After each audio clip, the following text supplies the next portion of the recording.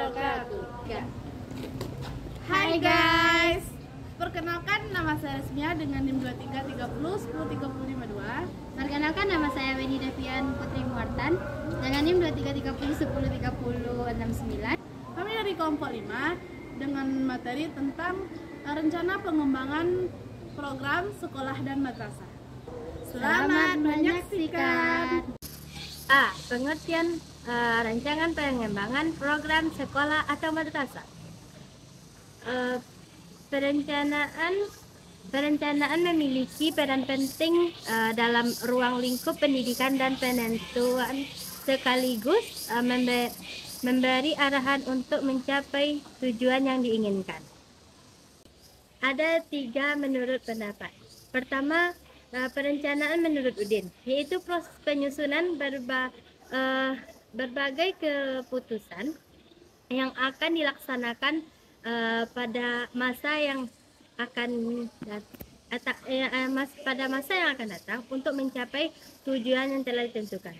Kedua, menurut Stephen Robbins, adalah perencanaan adalah suatu cara untuk mengantisipasi dan menyeimbangkan perubahan. Yang ketiga, menurut Bintoro Sujokromijojo, adalah proses persiapan kegiatan secara sistematik untuk mencapai tujuan tertentu. Jadi dapat kita simpulkan, perencanaan adalah suatu untuk menentukan tindakan di masa yang akan datang. Baik, di sini saya akan bertanya, apakah itu RPS?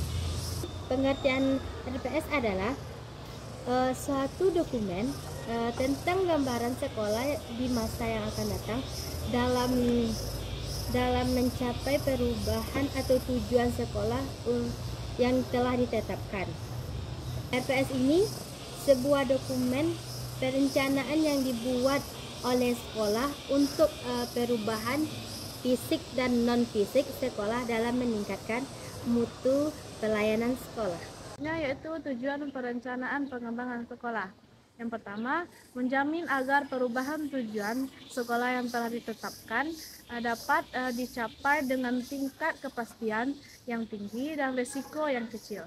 Yang kedua, yaitu mendukung koordinasi antar pelaku sekolah. Dan yang ketiga, menjamin terciptanya integrasi, sinkronisasi dan sinergi baik antar perilaku sekolah dan antar sekolah dan dinas pendidikan. Yang keempat, yaitu menjamin perkaitan dan konsistensi antara perencanaan, penganggaran dan pelaksanaan dan pengusahaan. Kelima, yaitu mengoptimalkan partisipasi warga sekolah dan masyarakat. Yang keenam, menjamin tercapainya penggunaan sumber dengan secara efisien, efektif dan berkeadilan dan berkelanjutan. Yang ketujuh, sebagai dasar ketika melaksanakan mentoring dan evaluasi pada akhir program. Yang kedelapan, RPS digunakan untuk acuan dalam melaksanakan mentoring, evaluasi dan pembinaan kepala sekolah. Jadi selanjutnya yaitu pentingnya rencana pengembangan program sekolah. Pertama, pengembangan program sekolah yaitu aspek-aspek pendidikan yang disusun dalam rancangan pengembangan sekolah. Kedua, pengembangan kurikulum, yaitu terwujudnya kondisi dan kemampuan sekolah untuk program-program yang dikembangkan. Ketiga, proses belajar mengajar atau PBM, yaitu untuk mewujudkan PBM di suatu sekolah sesuai dengan SNP untuk program yang dikembangkan. Keempat, pengembangan sarana dan prasarana pendidikan, yaitu untuk mewujudkan program-program panduan sekolah potensi menjadi SSN untuk dikembangkan dan bermanfaat untuk dana yang ada dan mencari terobosan lain dalam perkembangan dana. Yang kelima, pengembangan manajemen, yaitu mewujudkan manajemen sekolah yang sesuai dengan SNP sehingga program-program yang yang dapat dikembangkan. Yang keenam, pengembangan sumber dana dan pendanaan pendidikan, yaitu terpenuhinya sumber dana dan pendanaan pendidikan yang sesuai dengan SNP sehingga program-program yang dapat dikembangkan. Yang ketujuh, pengembangan sistem penilaian, yaitu seperti meningkatkan perencanaan penilaian berbasis keras, meningkatkan pelaksanaan penilaian oleh guru dan lain sebagainya.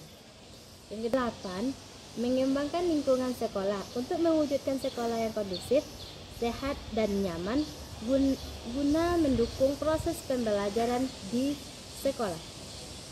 9. Pengembangan budaya sekolah, yaitu budaya sekolah yang bermutu untuk mendukung proses pembelajaran sekolah. Yang ke-10, pengembangan kegiatan siswa, yaitu terwujudnya berbagai kegiatan kesiswaan dalam berbagai bidang dalam program yang dapat dikembangkan. Yang ke-11 yaitu pengembangan pendidikan teknologi dasar atau PTD, itu meningkatkan manajemen program PTD, menyusun perencanaan program PTD dan lain sebagainya.